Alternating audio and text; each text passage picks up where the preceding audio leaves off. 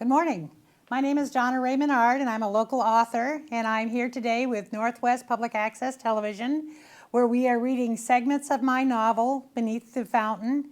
It's a story that happens in St. Albans, Vermont, in Taylor Park, at the Ladies of the Lake Fountain, and we've been reading segments on a weekly basis. This is the cover of the book, and I appreciate you being here with me today. We're going to start with chapter 32. And we have learned that another woman has died. Her name is Ellen Roscoe. And Lynn and Shannon are on their way to visit her home, and on the way the funeral home that handled her arrangements. They will also be dropping Lynn's girls off at her ex-husband's home, but that's a totally different story. So moving along with chapter 32, the funeral director was very nice. I told him we had missed Ellen's vigil. I hadn't seen the announcement in time. If there's anything that we need to know to make sure that all of the loose ends are tied up, I'm here to help you, I said. Actually, I have one minor problem. The director was a smallish, fussy gentleman, pale in the way of someone who works indoors all the time, but friendly. I have Ms. Roscoe's address from the transport, but failed to get her nephew's. He wasn't able to make the visual, and the visitor book is still here. If I mail it to her address, will he get it? I didn't even hesitate. We're going to be seeing him in the next day or so, I said. Would you like me to drop it off? That would be wonderful, he smiled. And can you remind him that his aunt's urn will be back here on Wednesday for pickup? The director made me sign for the book, but what the heck. The bet was dollars to donuts that Brad Roscoe Hogue wouldn't be coming back for the book or the urn. I signed Shannon's name. The list of names in the book was pitifully small and barely made it to the halfway point of the first page. We stayed in the park behind the funeral home until it was time to take the girls back to my ex's house. I sat on a swing, gliding back and forth. The funeral home and a bank lay between us and the main street. Belatedly, I realized that it was a branch of my own bank. Then lightning struck. Shannon, I said, feet breaking my forward motion, is the only way for visitors to get into the funeral home the door that we used. She was soaring high and backwards. I believe so. What are the chances that camera in the bank's drive-through would pick them up? I asked. On her next forward, downward swing, Shannon popped off, running towards the fence. She clung to the chain link like a baby bat. I think it's entirely possible, she said. When we arrived at my ex's house, Shannon said, "Don't pick a fight." The only person there was Mrs. Chase, the housekeeper.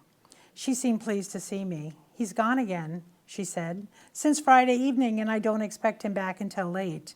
Would you like a cup of tea?" "I have a friend with me, Mrs. Chase. I'm sorry."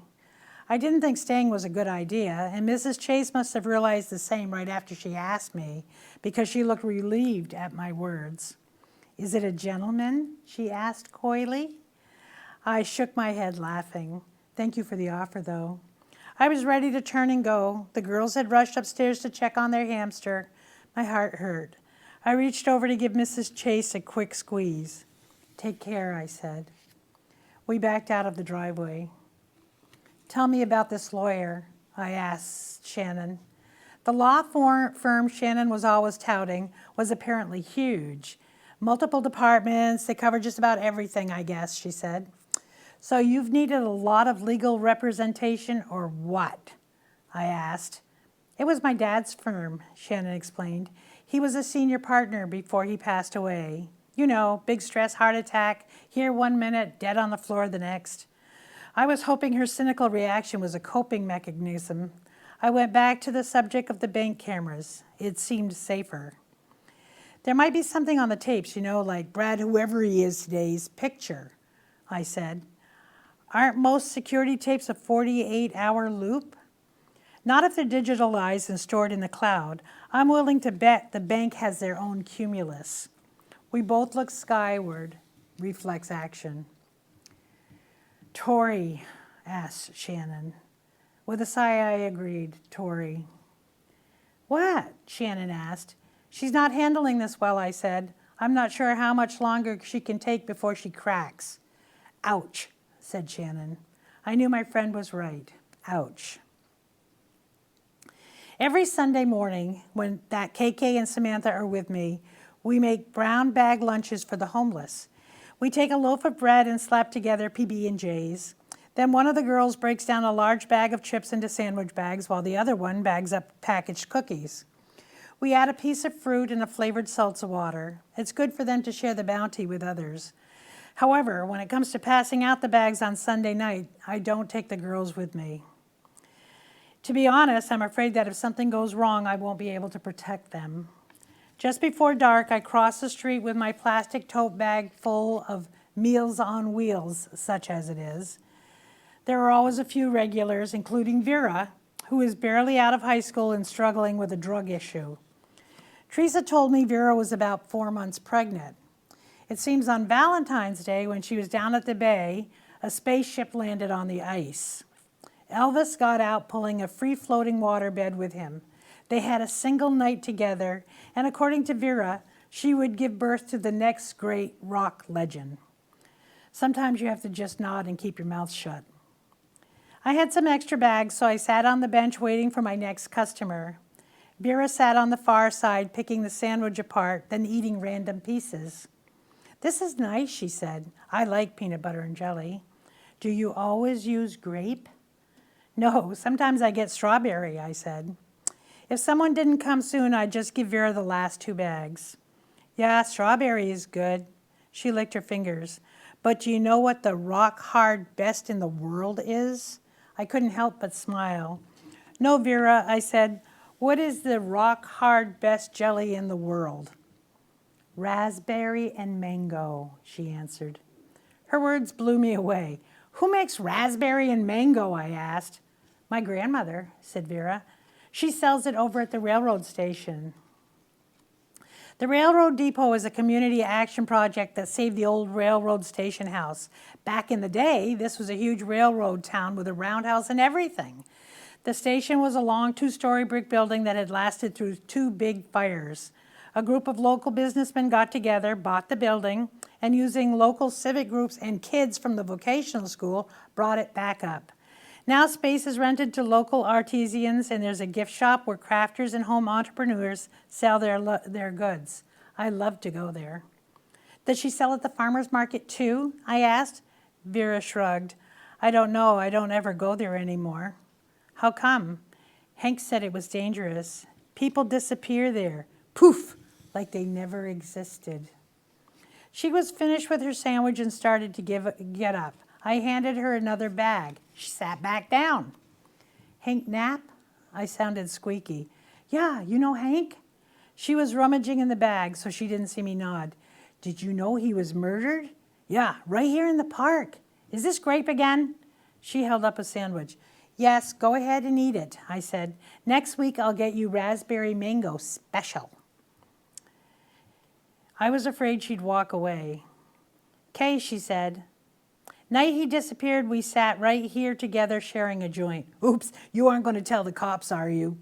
I shook my head. Yeah, so Hank was afraid of people trying to haul him off to lockup. Been there myself, she said. I didn't like it. Hank was always talking about people jumping out of the dark and grabbing him. I told him it was just those snotty-nosed school kids trying to get their jollies. He told me no, he knows what happens. He's seen it happen to somebody else right here in the park, a woman. I shook my head. I wanted her to talk about Hank, not some woman that he'd seen wandering around in the park. Can you tell me about Hank on that evening, I asked. Well, he was talking to the fairy lady. He said the moon was shining bright in the park this one night, and there was a woman dancing along the path between the last few snowbanks. Hank saw this monster with bright, shining eyes trailing her. She got over by the Veterans Memorial, and she turned around and was arguing with the monster. Then it jumped her and knocked her down. Hank was laying sort of passed out on a bench, and before he could get up, the monster's cousin came running around, and together they lugged the woman off. Things were getting weird. I was thinking Vera was more stoned than I had thought earlier, and maybe it was time for me to go home. I got up, leaving her the last bag lunch on the bench. Just as I turned away, Vera spoke again. Hank said it was a shame. The woman was so beautiful, swirling around through the snow in her red party dress. I wanted to go. I wanted to stay. I wanted to take Vera somewhere and tie her down while I asked questions. But Vera had her own agenda. She grabbed the third bag, stuffed it in her shirt as she wandered away from me. There wasn't anything to do but watch her go. I gathered the bits she'd left lying around and dialed Teresa. I said to Teresa, that Vera is off her meds, like in off her rocker. I'm worried that if she indiscriminately tells stories like she did tonight, someone is going to knock her off. Chapter 33. So I said to Shannon, doesn't a red party dress sound like a fancy scarlet Christmas dress? We were on our way to meet with the lawyer in Burlington. Shannon was driving. It wasn't as if I was dragging her with me. On the contrary, this was her idea. She obviously didn't trust me to be able to navigate in the city alone. Boy, could I teach her some things. It certainly does, said Shannon. How come you let her get away from you? On her best day, handling Vera is a two-person job. She's moved way past common street-grade marijuana and all the way to something being processed in a meth lab. Shannon scoffed. How do you know that? I called Teresa. I wasn't sure if I should chase Vera. I was chewing my thumbnail down to the stub. Teresa said no. Lately, Vera has been unpredictable. Could be the hormones, could be the meth that's rotting her teeth, but Teresa thinks it's a bit of both. Wait a minute. Shannon braked hard for a red light and my head snapped forward. You told Teresa what you're doing about Hank and Deborah? Are you foolish? I said, adjusting the seatbelt from around my throat. She'd be all Mother Superior all over me. I just told her I was concerned with the way Vera was acting. She told me if it was that bad, I should call the police and move away. My head snapping had culminated in me biting my tongue. I could feel a little cyst growing. That was going to be driving me crazy. I just knew it. Shannon let me out in front of the lawyer's office. I'll watch for you, she said. I spent a nerve-wracking 45 minutes with Gerard Lind, telling him how, even though Roy and I had lived comfortably, money had always been an issue. He rarely took so much as a day off, I said. Now he's planning to be away for at least 6 weeks. I know nothing about this woman he's taking. And then there's the sports car and the boat. At the divorce hearing, his accountant came in to explain his financing. I think he's spending money he doesn't have. Gerard appeared skeptical. Your ex-husband is an ambitious, greedy man, he said. He probably has a cash funnel. A what? I asked. You told me that he had taken a hit on his first divorce, right? He'd be more careful the next time. You also said he was out of town, away from home all the time. With his girlfriend, I said. I bet not, Gerard said. Most likely doing expensive consults, speaking engagements, and medical assists.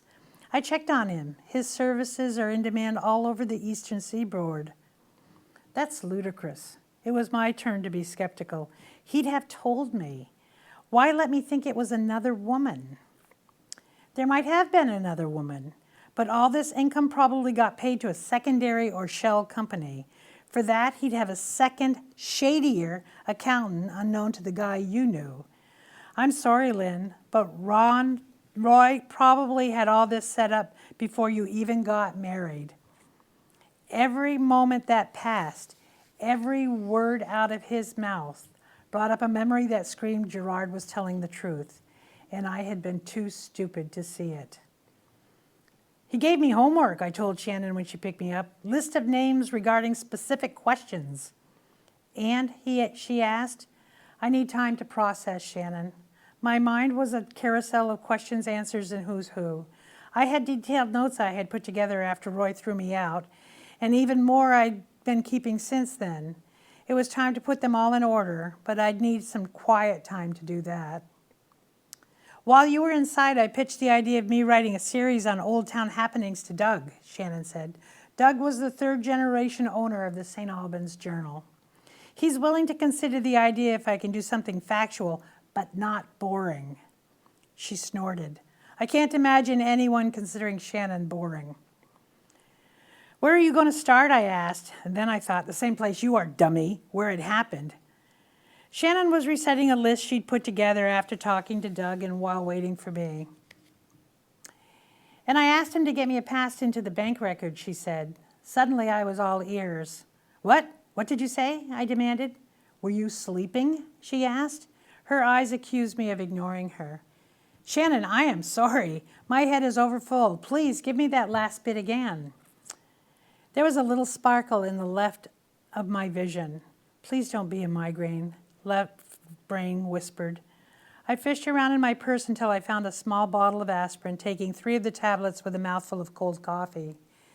My face must have skewed up badly because Shannon burst out laughing. That must have been really awful, she said. Let's stop and get a fresh Joe before we get on the interstate.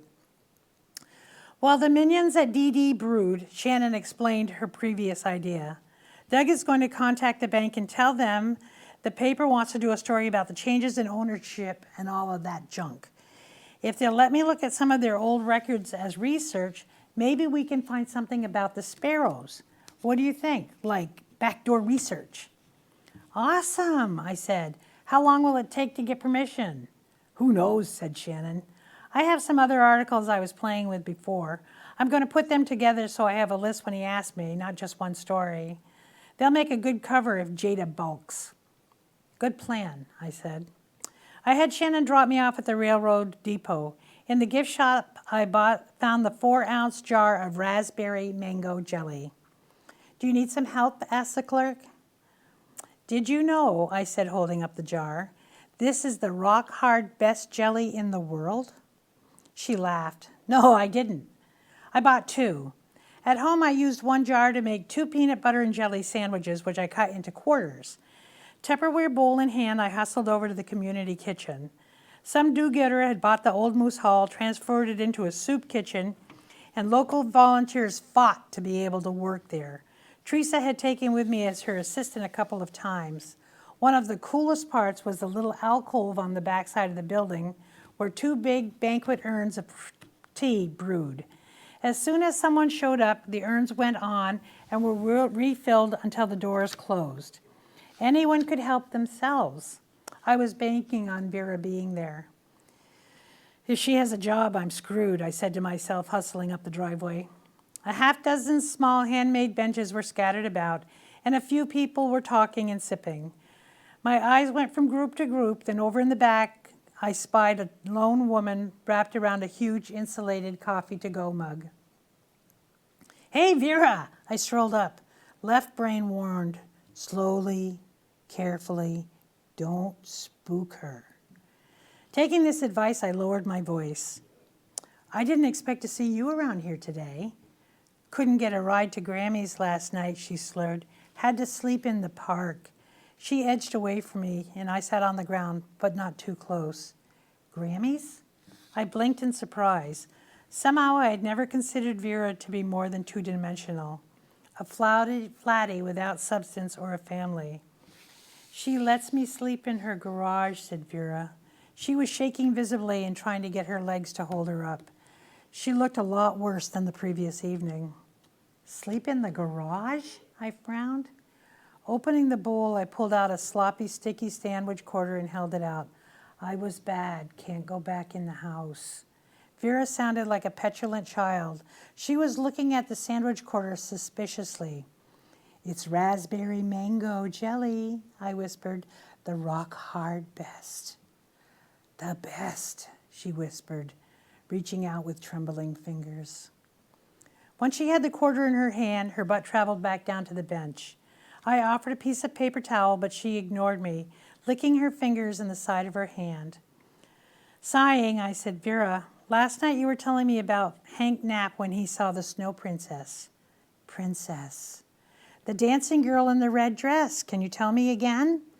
I was trying to remember exactly what words she had used. Then she started talking. Hank was lying on the bench near the memorial.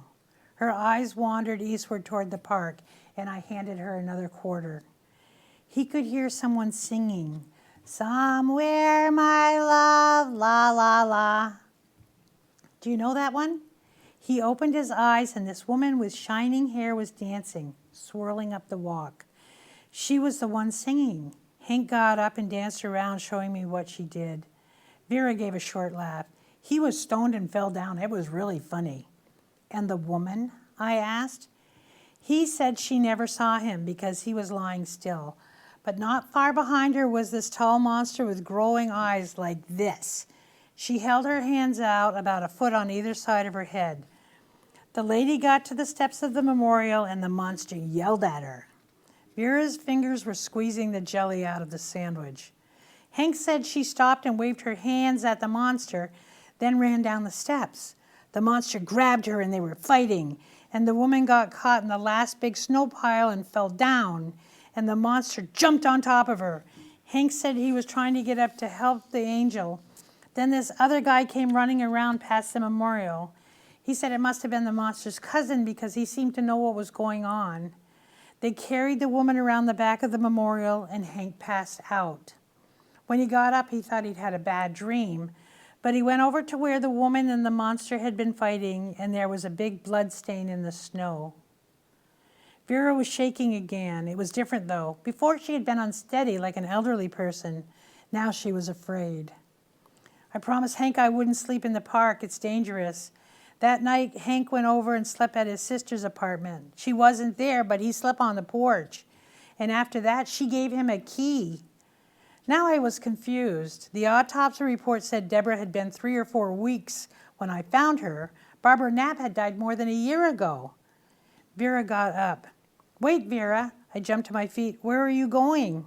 Have to pee, she said. There were 2 green plastic outhouses for the homeless. I waited, hoping she would sit down again. I couldn't offer her a ride, so after she refilled her cup, I gave her the Tupperware bowl and she left. In my living room, I shoved a new thumb drive into my computer and spent the next couple of hours going through the paperwork from my divorce, collecting information for Gerard. When my brain was fried, I went for a walk.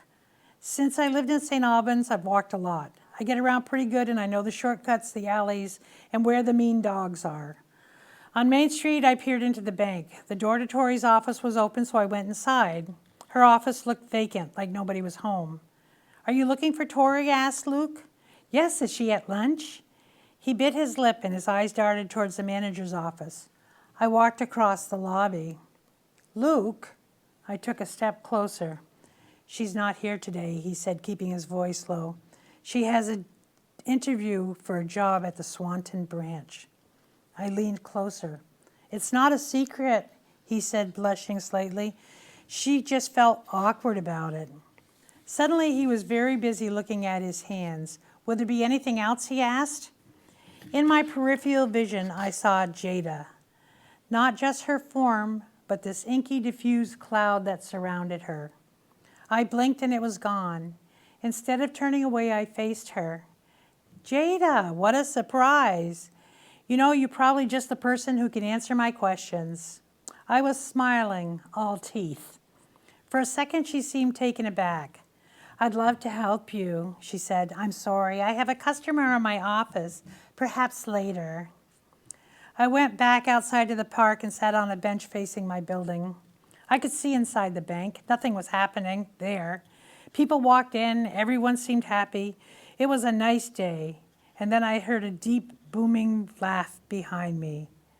That would be Jake. He was a big, friendly bear who used to sit around in the park with Hank. Jake lives in the homeless village, but he doesn't seem to be as much a junkie as a vagrant. Just happened to be not be one of the working class stiffs. I've seen him helping Hank when the other man was too out of it to maneuver. Jack smoked Tipperellos like my grandfather had, cherry stone. I'd smelt the tobacco on him before when he'd passed me. Leaving the bench, I went up the block to Subway's and brought a loaded meat lover's delight. Then I returned to the park. This morning I had come to see Vera as an actual person and realized she had a life. The homeless were a community, real people who were more than walking shadows. Shannon said Chief Coon had questioned them and gotten nowhere. Either they didn't know or they wouldn't talk to him. Maybe Jack had something to say that would at least give me some direction. I wasn't a cop. They'd seen me around. I had nothing to lose. Jack was sitting near the unfinished fountain. The guys were working there again. Now and then he'd yell out directions, and they'd all laugh. I sat at the other end of the bench and opened my sandwich. "Ha! I can't believe I ordered this big thing," I said out loud. "Used to be I'd share it with Hank. Looks like the pigeons are getting it today." Yeah, it was a tacky come on, but did it work? Out of the corner of my eye, I saw Jack's head swivel. I looked up right on the edge of eye contact, but not quite. "Hey, Jack, have you already eaten? Would you like half?" "Can't see throwing good food away." He reached out. I offered him a bag of chips. Gone. Then the soda. He slurped that away. When he was totally engaged in the food, I said, "Hank loved it when I got these sandwiches."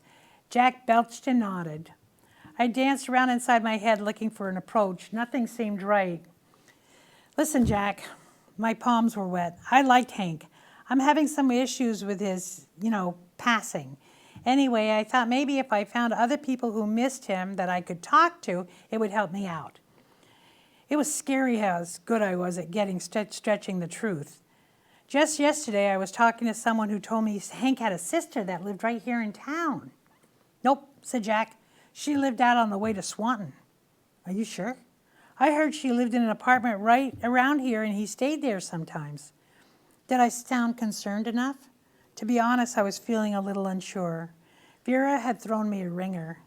Later, I'd go over to the VA clinic. Maybe somebody there could help me. "Nope," Jack repeated. "Hank only had the one sister." He munched for a moment, and I waited because he appeared to be thinking. "Hank had some kind of delusion," Jack sighed, balling up the sandwich paper.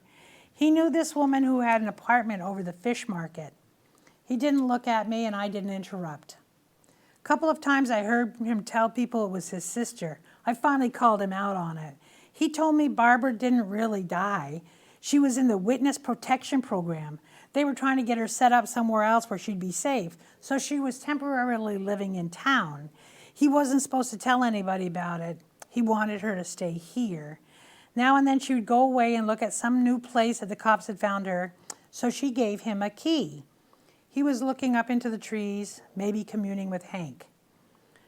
I left my half a sandwich still wrapped on the bench and started walking south. I could be at the VA clinic in 15 minutes. Common sense said to go home and finish the stuff for Gerard, but my feet kept walking. I also knew the witness protection program didn't work in a way that sent you back to where you came from until they had paid the first and last month's rent, nor did it let you pick and choose where you'd end up. If Hank had thought this woman was Barbara, was it because she was similar, or had his mind grabbed hold of that? Or was it something that she had told him? How would that work, I asked myself.